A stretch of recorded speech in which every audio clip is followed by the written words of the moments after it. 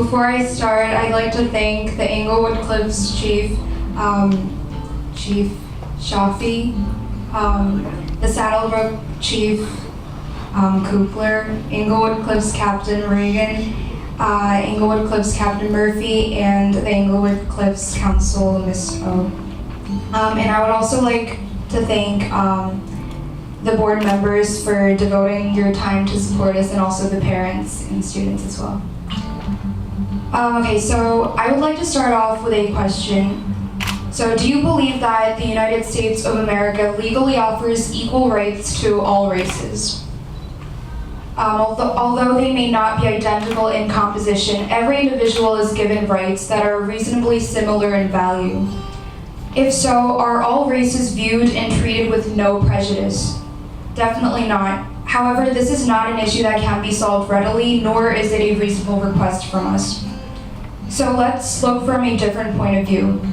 Do immigrants or residents feel comfortable and secure in this country, in the United States? By this question, one may retort that it is not our country, the United States, its obligation to ensure ideal feedbacks from the individuals, but its obligation is to simply provide them with equal opportunities, and that the content in the perception is up to the individuals themselves. However, can we merely regard that every individual is given an equal opportunity? And here I am talking about the opportunity in its practical sense and not its formal one. The contemporary society has developed into a very compact and multicultural, globalized world, and diversity has become a term we hear in our daily lives. Because we encounter a variety of races and culture in our lives, we beg the question that minorities in terms of ethnic and nationalities do not exist anymore. Yes, a number of ethnic groups that had not long ago been considered a minority have advanced into a prominent chunk of America's society, such as the Asian Americans. However, potentially due to this specific cognition, it seems that these groups are once again experiencing strife. So I would like to propose two out of a lot of primary factors that give rise to this discord. The first I would like to discuss is communication. In 2015, Madison, Alabama, an innocent Indian man had narrowly escaped general paralysis from the abuse of governmental authority by the police, who had at the moment mistaken the man as a suspect. It had been concluded that the man's lack of English-speaking ability had influenced the policeman's actions, and although it is not evident, it could be presumed that there was a misunderstanding in the process of communication.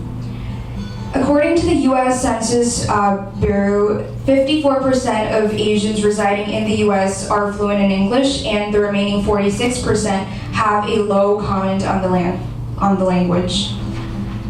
In the case of Korean immigrants specifically, 54% were interpreted as experiencing linguistic barriers.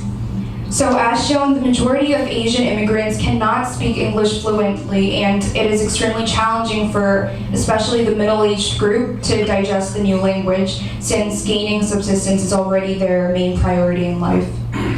So those who are not fluent in the language are vulnerable to perilous situations.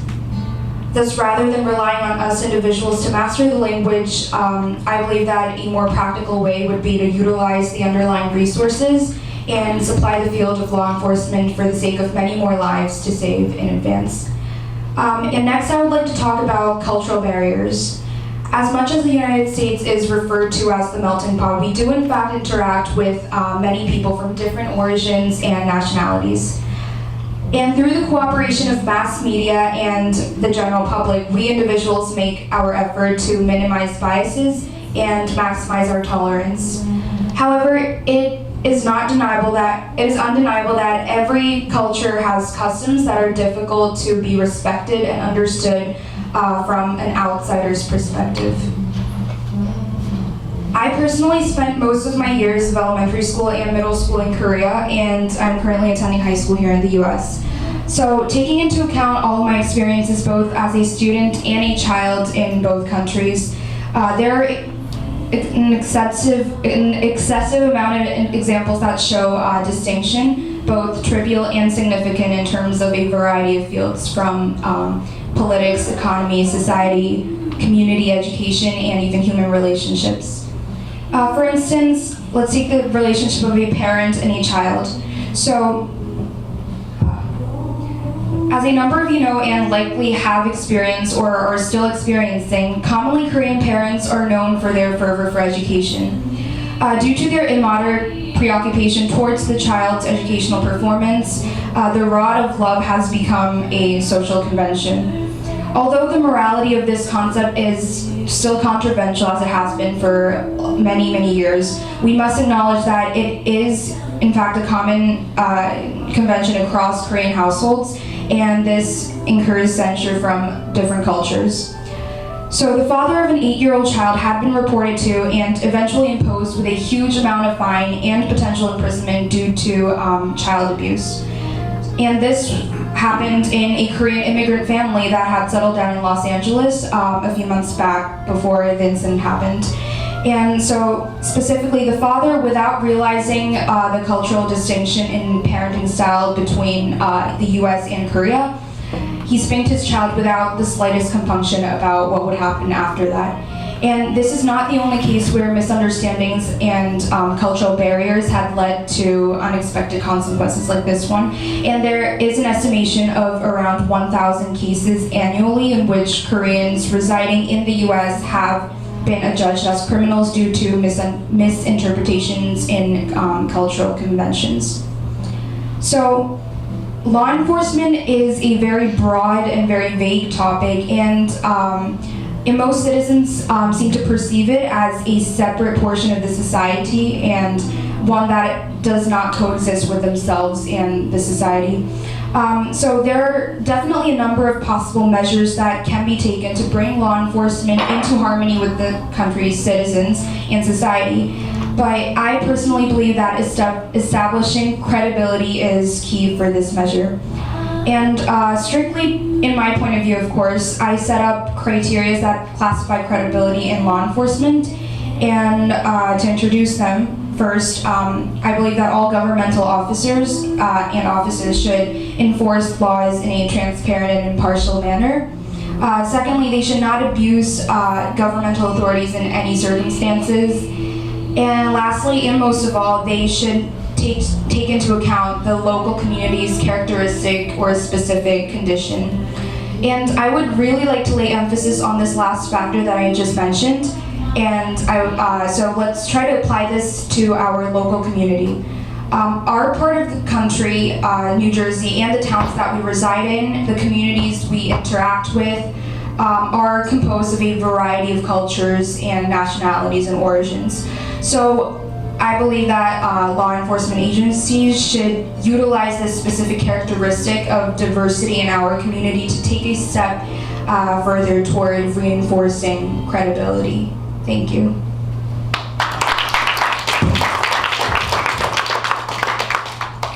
Ms. Lee, that was a fantastic presentation. I got a couple of questions. My first is, are you sure you're only a 10th grader? You can look back maybe 5 or 6 times, because it seems to be like a college level presentation you just gave. But I know it came from you because you know, you have passion for what you said. So I want to tell you that, and I know I speak for law enforcement not only in my community but the county of Bergen, when I say that all of our police departments want to represent their communities in any way possible. I can tell you when I first joined 34 years ago, not 41 like my chief next to me, but him probably the same way, we weren't as diverse as we should have been. I mean, it took us a while just to even get a female police officer involved. And there's a couple of different reasons for that. One is that females were never attracted to our profession, to our business. And in ethnic backgrounds, even like Korean Americans that are here, it wasn't an attractive profession, but now it is. And we had made great strides. I can't stand here and proudly say I have a Korean officer, because I don't, but we have 2 African American, I have Latinos, I have 2 females. So we do have a variety, and I would love to have a Korean officer, a Chinese officer, a Muslim religion type officer, all those, because I know that we may not have large percentages of those ethnic backgrounds, but we certainly have a community, a society, where any one of those diverse people of different backgrounds could be in your community and can come under or in direct contact with government or police officials. So I can tell you that we made great strides, and I know that my colleague police departments throughout not only Bergen but this great state of New Jersey, where we have a very diverse community amongst our state, is doing the right thing, especially here in Bergen. We have a high percentage of Asian Americans, and I know that the Asian American police officers are growing each and every day. And we need people like you to continue doing what you're doing, to encourage not only yourselves, but your peers as well, to become law enforcement or government officials. And I see nothing greater than what I see right in front of me. So Mom, Ms. Kim, where are you again? Yes, you did a great job. With your 10th grader there, you should be very, very proud. Does anybody else have any things to say or comment? Chief? Well, once again, that was a very, very good presentation, and he's quite right. It's much higher level than what your grade is. It was very, very good. You know, prejudice is a very hard thing to eradicate. People have prejudices, whether you want to say you do or you don't. You know, it starts in your family, in your home environment. It also comes in with your school. It also comes in with like bullying. It comes in with the crowds and people that you associate with. Whatever you even see on television or whatever you're, you know, any other thing that's outside forces your influences your decisions sometimes. And sometimes it's a bad decision. I always tell kids that are with drugs that sooner or later, you know, you're going to come to that crossroad and have to make a decision in life. And hopefully what your parents have taught you and what you've learned in school and there, you make the right decision. Some people don't. They feel, you know, weak or feel that they have to impress somebody by saying, listen, you know, I'm the leader of the pack. And that's not the right answer all the time. But prejudice is, you know, it's very difficult, and I'll be honest with you, you're never going to eradicate prejudice from people. The police, like my colleague you said, we have jumped leap years ahead in all the classes and training we've taken. I mean, we went through things, as an example, in another, autism, people with hearing disabilities, with other physical disabilities that we may not know they have until we learn in a serious situation, you know, that they're not listening to us because they have a handicap, not because they're, you know, obnoxious or just don't want to listen to us. There's things that we are learning too. So it's a two-way street, you know. Everybody wants, you know, there to be no prejudice. Everybody wants us to get along, and we can. We can. I've seen a lot of things through the years, and I'll tell you the truth, it's a whole different situation. But it goes generation to generation to generation. What you teach your kids and the customs and values where people come from the different countries. There's a lot of different things that I guess the homegrown people feel, well, that's not what we should be doing, you know? That's not their choice.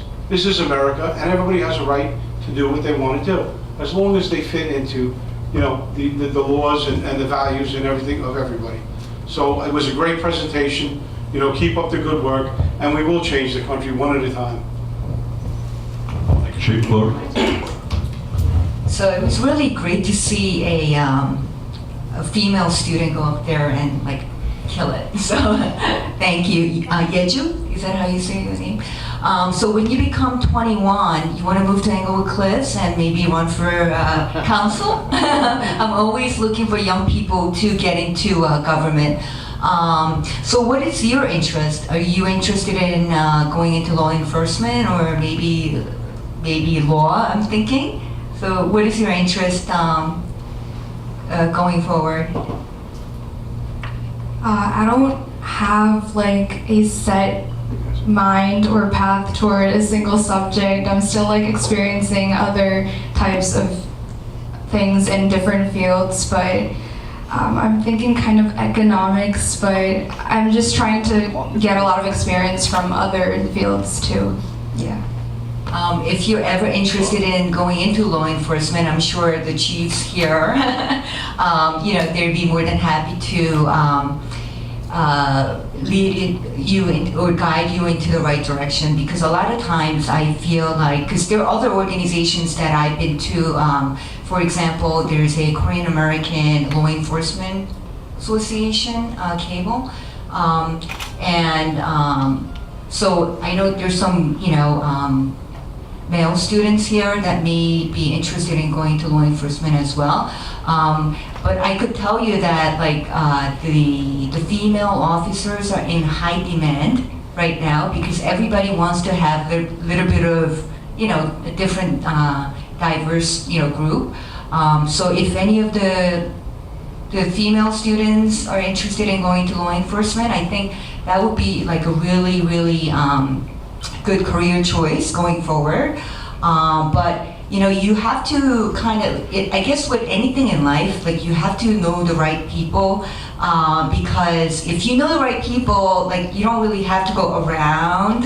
You could maybe go shortcut and get connected to the right people. So if anybody is interested, feel free to reach out to some of us up here later on. Okay, thank you. Thank you, Ms. Lee. Did a great job. Thank you.